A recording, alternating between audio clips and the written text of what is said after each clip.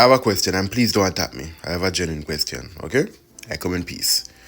Why is it that makeup is allowed at beauty pageants? I'm just asking, why is it that extension here is allowed at beauty pageants? To me, that is like saying it is okay for a check and feel athlete to wear shoes that allows them to run a little bit faster. Shoes that allow them, that gives them a bit more spring to each step.